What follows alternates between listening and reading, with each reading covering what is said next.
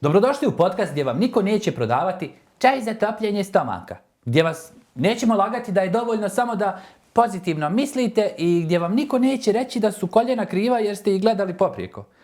Ovdje smo da razdvojimo Instagram fitness od stvarnog, medicinski utemeljenog treninga. Ja sam dr. Zdravko Dren, čovjek koji vjeruje u čučanj, ali ne u čučanj sa 120 kila ega.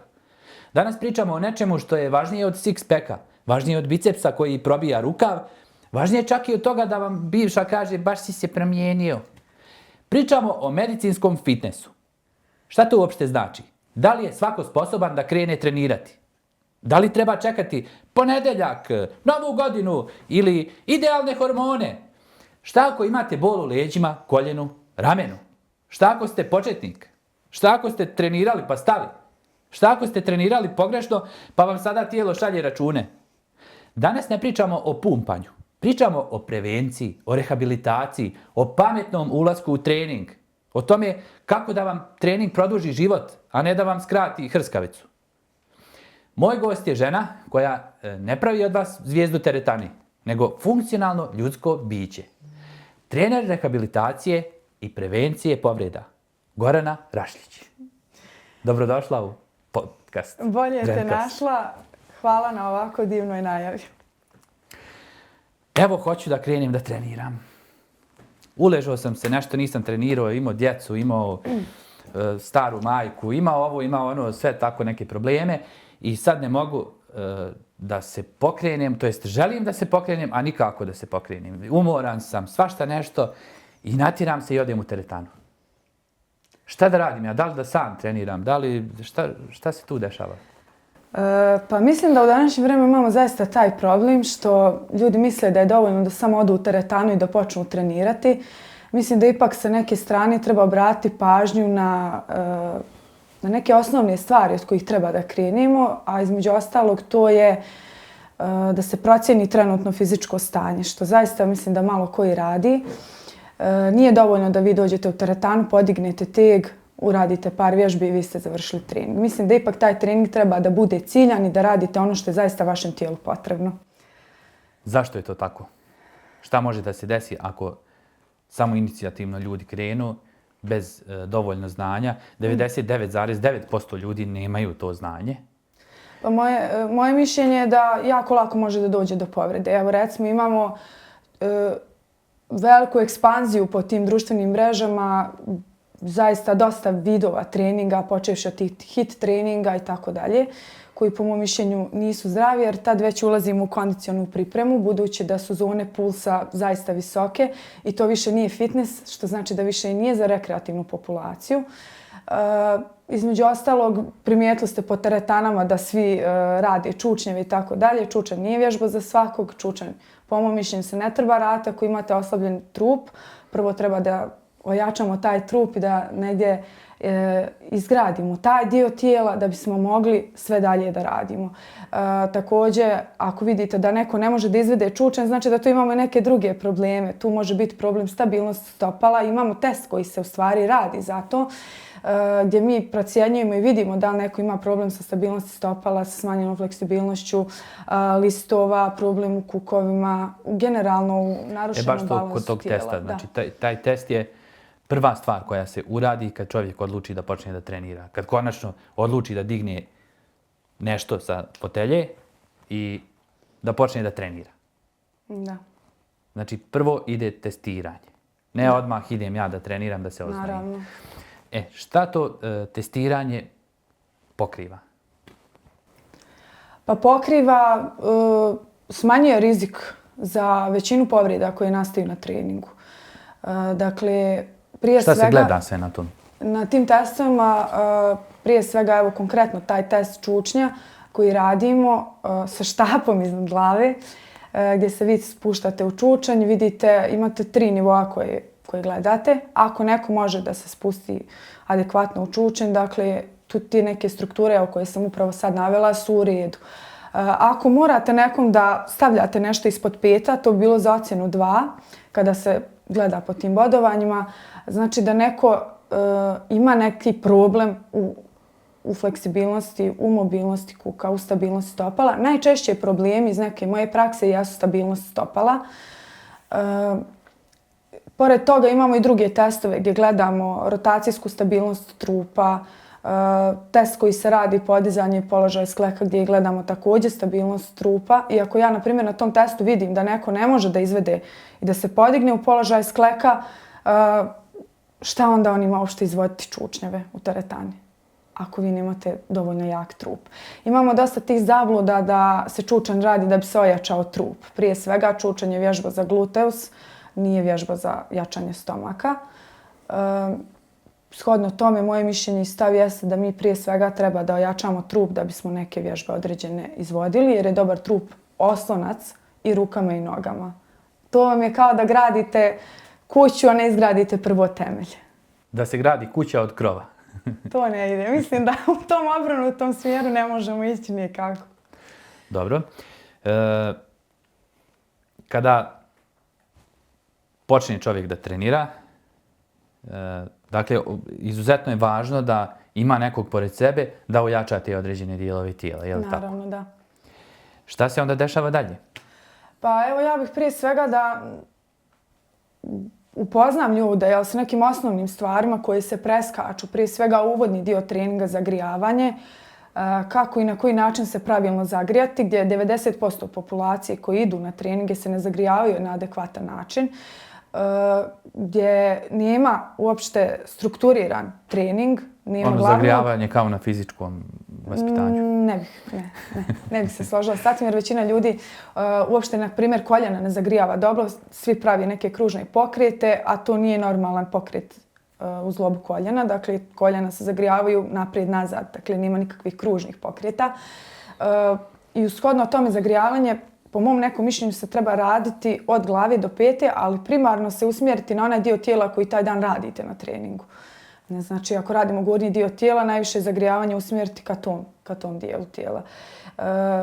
Ono što sam već napomenula, dakle, nemamo strukturirane treninge, dakle, od uvodnog, glavnog dijela, završnog dijela, gdje u uvodnom dijelu treninga oni služi zato da bi se puls postepeno podizao.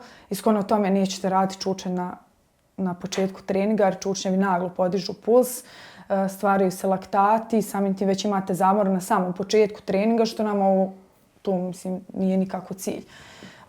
Naravno, kad dođemo do završnog dijela treninga, tu se također trebaju raditi neke vježbe za opuštanje, vježbe disanja, vježbe rastezanja i tako dalje. Dosta ljudi onda miješa kad se radi statičko ka dinamičko istezanje. Neko to radi, statiku radi na početku treninga, što po mom mišljenju nije nikako dobro, iz razloga što mišić nije zagrijan i možete ga samo rastezanjem povrijediti. Također i posle nekih treninga gdje su vam ti mišići jako kontrahovani, rastezanje se ne radi tog dijela tijela, jer može se mišić samo povrijediti. Negdje bi to trebalo da se radi 3 do 4 sata nakon treninga. Ako je neki intenzivan trening? Da, ako imate, ne znam, imate trening nogu, evo da lako objasnimo, imate trening nogu gdje vi sad radite, ne znam, čučnjeve, radite iskorake, zakorake, mrtvo dizanje i tako dalje. I sad hoćete da se rastežete nakon treninga. Ja ne bih to nikako savjetovala, zato što je mišić još uvijek kontrahovan, napet i može se lako povrijediti. To je jedna od stavki koje mi prolazimo što se tiče fizičkog tog dijela. Međutim, ono na što treba obratiti pažnju jeste ako dođe neko gojazan, evidentno ima neki problem, određene parametre je također potrebno tražiti. Recimo u vidu hormona štitne žlijezde, nivo kortizola, inzulin, glukoza i krvna slika. Jer iz tih nalaza i tih svih parametara možemo vidjeti da li postoje neki faktori koji tu ograničavaju proces redukcije telesne mase. U tom slučaju ljudi krenu da treniraju, imate oni slučajeve, vjerovatno ste se susreli sa tim, gdje se ljudi žale, treniram godinu dana, ubijam se u teretani, nemam nikakav pomak, stvarno se trudim, dajem sve od sebe i ništa ne napravi. Ako trenirate određen vremenski period, da vidite da kilaža ne ide dole, onda se treba preispitati da li postoji neki drugi problem. Neki A to je zdravstveni često, problem. posebno u današnjem vremenu, iz nekog mog iskustva, često nailazimo na problem sa štitnom žlijezdom, sa usporenim radom štitne žlijezde prije svega, koja dovodi do usporava se kompletan metabolizam, nakuplja se voda i tako dalje, konstantno povišen inzulin, odnosno pojava inzulinske rezistencije i hronično povišen kortizol, gdje nekako svi zaborave, dosta ljudi i ne zna. Tako da kad je tijelo u stanju nekog hroničnog stresa, često imamo jedan od ovih faktora koji upravo ograničavaju taj proces. Tako da je to jedna od stavki koje tražim da se provjere kako bismo to neutralisali. Sa druge strane također imamo i krvnu sliku, profil holesterola, da vidimo da li postoji koji holesterol je povišen i ako imamo povišen taj loši LDL holesterol i ako je on preko nekih granica, to posljedično vodi u proces ateroskleroze i naravno tu bismo trebali uključiti i ljekare i sve ostale stručnjake iz tih oblasti, jer to dalje ide van mog domena. Naravno i nutricioniste i tako dalje. Jer nutricionisti imaju svoj dio posla koji rade, mi imamo svoj dio posla koji rade, ljekari, specijalisti imaju svoj dio. Zar nije fitness trener da da plan ishrane? Ne, naravno, to je jedna od velikih zabluda koja se širi društvenim mrežama. Nažalost, kad bi ljudi samo znali ozbiljnost toga da loš plan ishrane može odvesti u druge različite poremećaje, prije svega kad vam neko da 50 grama proteina za doručak, pa naravno da to nije normalno, da vremenom ako unosite velike količine proteina i ako to traje možete dovesti do problema sa bubrezima. Također neadekvatan plan ishrane dovodi često i do anemije i nekih drugih poremećaja. Tako da ja svakako ne bih predložila da vam fitness treneri prave program ishrane. Jer je to opet negdje više medicinsko pitanje i ljudi su se školovali za to godinama da bi to radili. Tako da mislim da zaista jedan kurs od mjesec dana, a čak ni fakultet fizičkog vaspitanja i sporta ne pokriva tu oblast da se neko bavi ishranom. Dobro. I šta ako se otkrije da neko ima problem sa štitnom žlijezdom ili ako ima neki poremećaj koji će ti nalazi pokazati? Šta se u tom slučaju radi? Da li čovjek onda odustane od treninga? Ne, naravno da ne. Ono što je bitno jeste da je svaka fizička aktivnost dobro došla, ali upravo moramo znati te parametre da bismo znali kako da prilagodimo tu fizičku aktivnost toj osobi. Naravno da neću isti trening raditi ja i da će raditi neko ko tek počinje i da će raditi profesionalni sportista. Dakle, to su različiti vidovi treninga. Ono što sa ove moje neke profesije se mora znati jeste da ukoliko imate nekog koji ima konstantno povišen kortizol, koji ima problem sa štitnom žlijezdom, nikako ne smijete davati takozvane i popularni HIIT treninge, zato što takvi treninzi koji su izuzetno visokog intenziteta dovode do povišenog nivoa kortizola koji direktno blokira konverziju T4 u aktivni T3 hormon štitne žlijezde i na taj način utiče i na rad štitne žlijezde. I šta ćemo onda kod osobe koja već ima problem sa štitnom žlijezdom? Dakle, taj trening mora biti zaista prilagođen toj osobi. To smo već pričali i na kanalu, da čovjek kada je pod velikim fizičkim naporom, tijelo tu ne zna da li si ti u teretani ili bježiš od medvjeda. Da, tijelo tu već ulazi u stanje i može da uđe lako u stanje hroničnog stresa i onda tu imamo i neke druge probleme i veže se sve jedno na drugo. Tako da, evo još bih spomenula jedan primjer koji sam imala. Čovjek je odlučio da krene trenirati, isto tako ja sam tražila naravno nalaze gdje sam ja njemu pronašla tahikardiju, odnosno ubrzan srčani rad u stanju mirovanja i naravno da je to bilo meni sumnjivo. Ja sam njega poslala na kardiološki pregled gdje je njemu ustanovljena ta pojava koja se naziva regurgitacija aorte, odnosno popuštanje aortnog ventila. Taj čovjek da je nastavio trenirati kod mene i da smo mi njemu davali neke takozvane popularne HIIT treninge, bi danas vjerovatno doživio i srčani udar i možda više ne bi bio ovdje među živima. Tako da to su neke stvari o kojima se treba voditi računa i mislim da na nekom dugoročnom očuvanju zdravlja treba zaista da se radi. Nedavno smo imali video o štitnoj žlijezdi. Dobro. Šta kad se ustanovi da osoba ima problem sa štitnom žlijezdom, konkretno usporen rad štitne žlijezde, hipotireoza? Pa vidite, prvi korak, Neki treneri imaju iskustva iz prvog lica, čini mi se. to je nešto na moj račun, jel? Da. Pa vidite ovako, ja sam imala prije svega simptome određene koji nisu jednostavno bili dio mene. Ja sam po prirodi hiperaktivna osoba, a u određenom periodu sam bila jako hronično iscrpljena, umorna, ustajala sam umorna ili ustanem odmorna, nakon 2-3 sata već mi pada glava i tako dalje. Neka prekretnica je bila kada sam zaspala za volanom i tad sam odlučila da odem doktoru. Naravno, to je ono što prvi korak koji trebate napraviti. Ako osjetite da ste umorni, da nešto nije u redu, trebate otići kod doktora, a ne navikavati se na to stanje i da je to nešto što je normalno, jer nije. Tad mi je naravno propisana terapija, Letrox, i sa tim sam počela. Naravno, osjećam se dosta bolje. Naravno, u tim periodima kada sam imala te oscilacije nisam mogla da treniram. Bila sam hronično iscrpljena, umorna i nijedan vid treninga mi nije prijao. I nekako kad sam saznala s čim se borim, u tom trenutku sam odlučila da se vratim na svoje staro i htjela sam da budem ja, ono što sam bila i prije par godina. Tada nisam imala toliko znanja, niti sam to izučavala, nisam se susretala sa tim. Tek sam bila i završila fakultet i tako dalje. I kada sam nekako poklopila znanje i sa te medicinske strane i sa strane ovog sporta, onda sam odlučila da je ipak pravi moment da krenem trenirati, da se vratim u formu. Naravno, sve se svodi na to da treninzi moraju opet biti prilagođeni. Nema visoko intenzivnih treninga, napornih treninga, hit treninga koji su toliko popularni u današnjem vremenu. Zašto ti treninzi visokog intenziteta nisu popularni, nisu odgovarajući za fitness?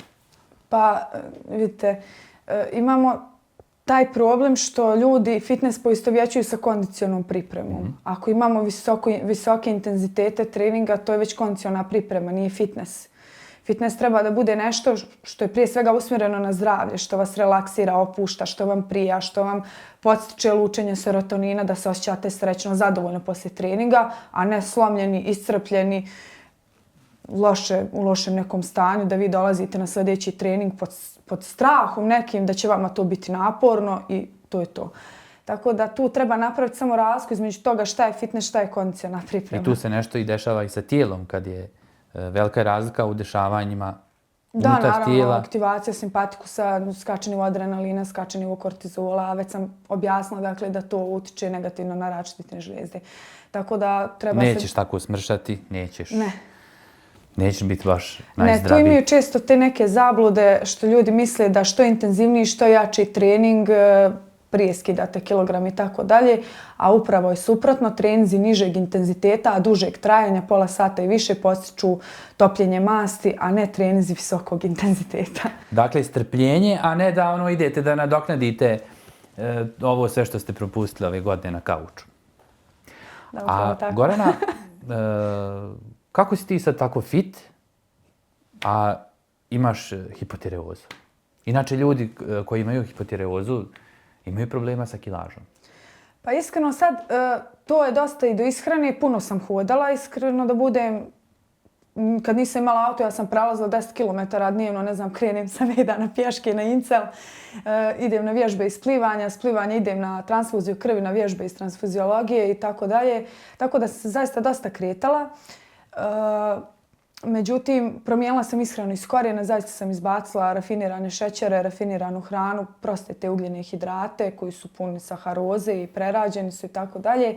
Ubacila sam dosta više voća, povrća i na taj način sam se u stvari riješila jednog problema, odnosno nadutosti, također i bolnih ciklusa i nekih drugih stvari i zaista se osjećam jako dobro. Mnogo bolje se osjećam pod tom nekom vrstom ishrane koju sad primjenjujem.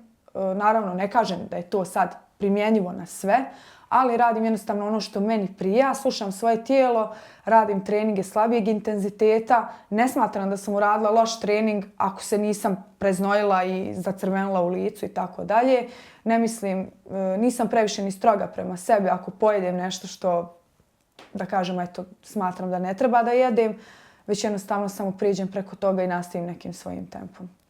I mislim da je to sve ukupno uticalo na to da se nisam ugojila i da nemam neki više kilograma i tako dalje. Pretpostavljam i redovno spavanje.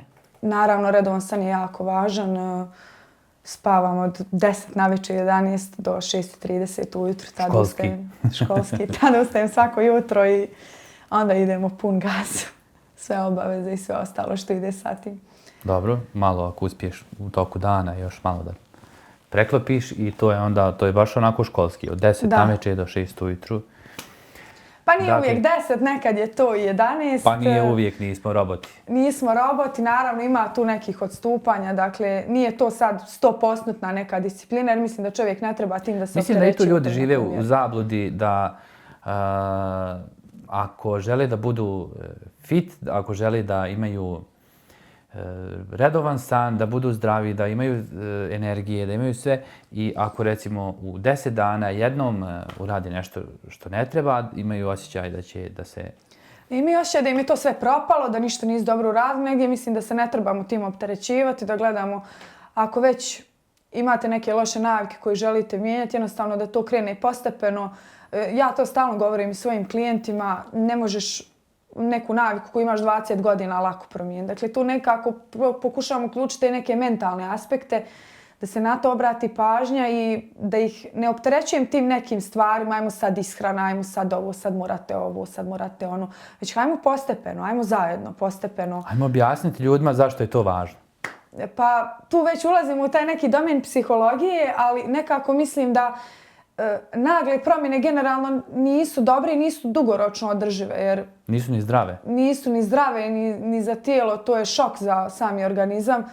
I negdje mislim da ukoliko evo, iz nekog mog iskustva krenete nekom odjednom i sad morate promijeniti ishranu, ja ću vam dati plan ishrane, sad ćemo mi to sve da promijenimo. To su velike promjene. Hajde ovako, ajmo za početak da počnemo. Da vidimo šta je trenutno sa tvojim tijelom, koji su problemi i onda idemo jedan po jedan da rješavamo. Ne sve odjednom, ne naglo, jer je to preveliko opterećenje za psihu. Ja čak i na treninzima kad neko ne može da izvede određenu vježbu, ja kažem u redu. Ne moraš izvesti, izvedi je svojim tempom. Ako neko ne može da izvede neku vježbu, naš zadatak nije da ga mi sad natjeramo, ajde treniraj, to da se odradio, ja ću stajati tebi iznad glave, ima to da uradiš. Ne.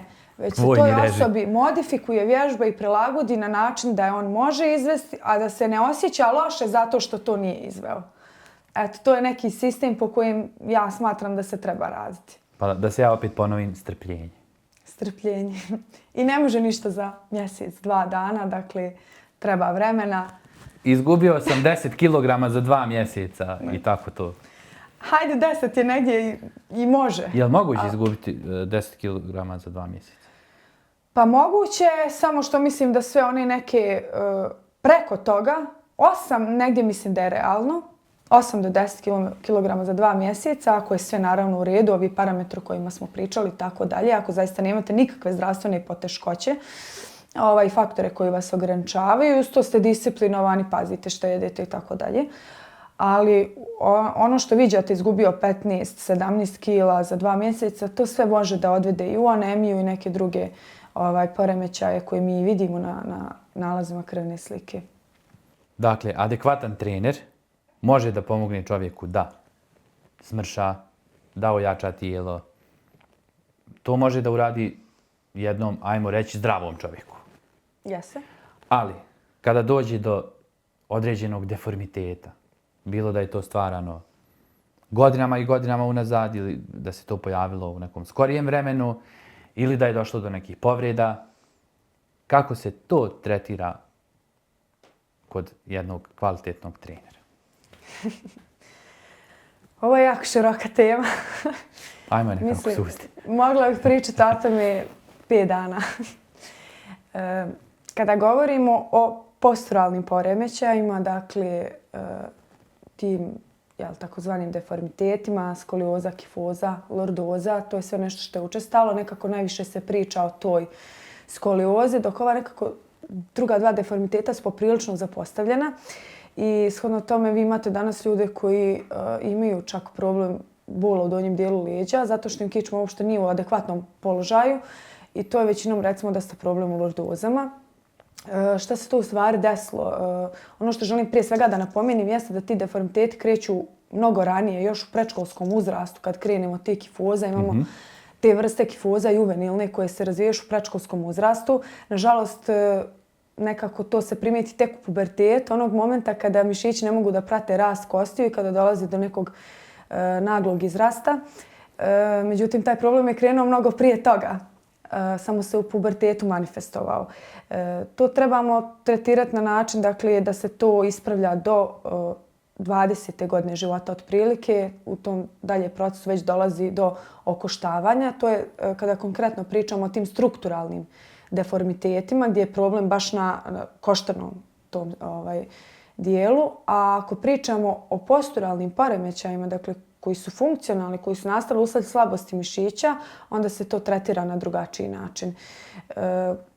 Da razdvojimo da su branše doktora jedno, a doktora, medicinskih radnika i tako dalje, te strukturalne promjene, dok su funkcionalni, odnosno posturalni poremećaj naša branša kojim se mi bavimo.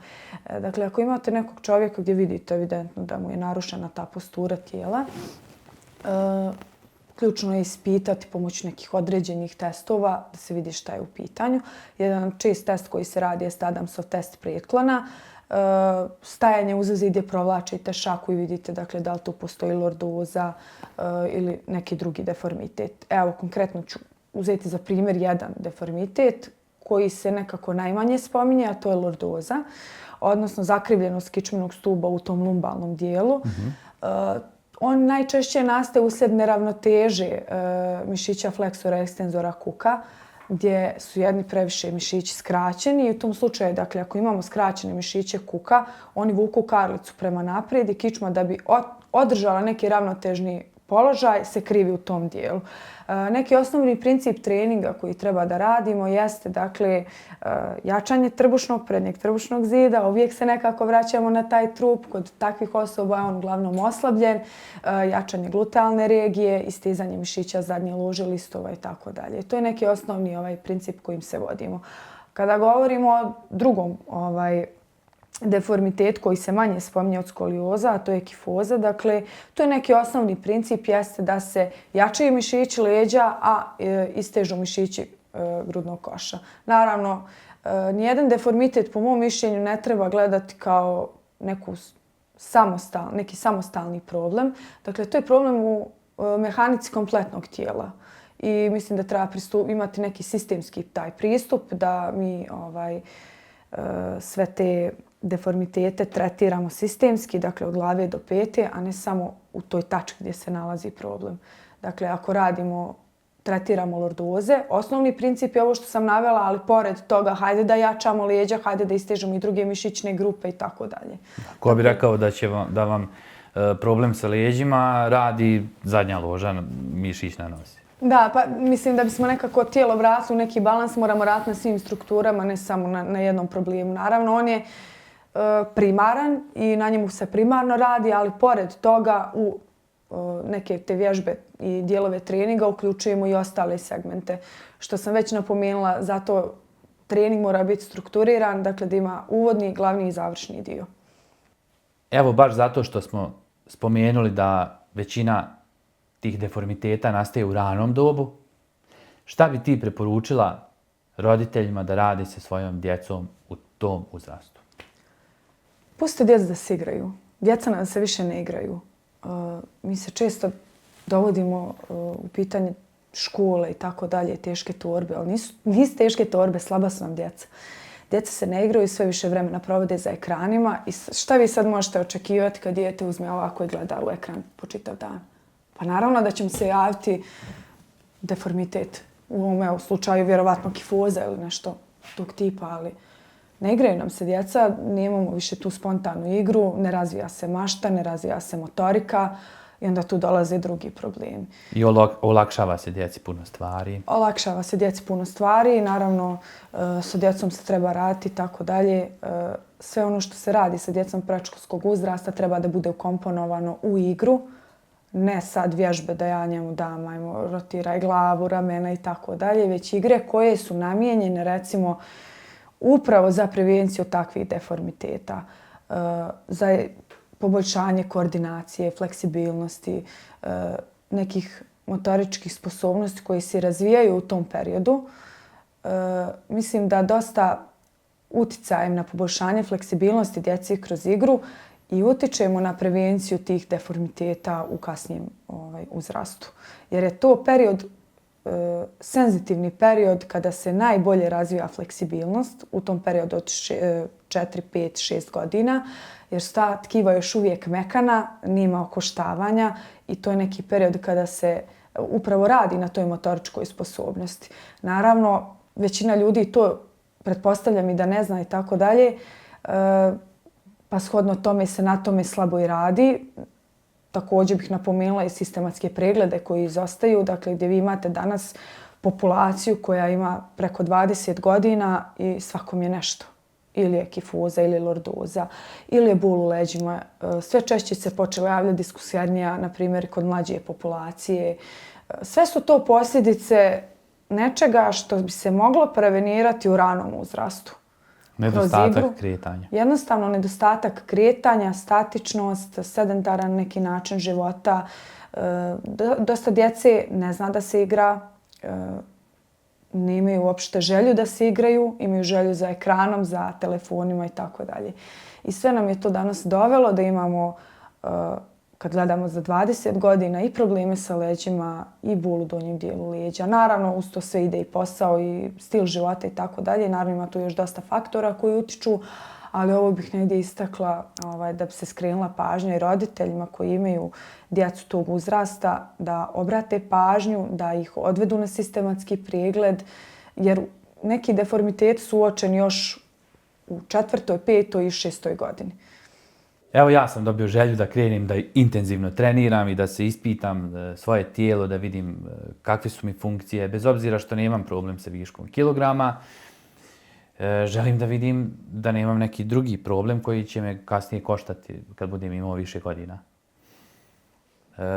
Pretpostavljam da i većina gledalaca to isto misli i upravo razmišlja o tome, pa hajde da im olakšamo i da ih uputimo na koji način mogu da se obrate jednom kvalitetnom fitness treneru ili evo na koji način mogu da se obrate tebi, da im pomogneš.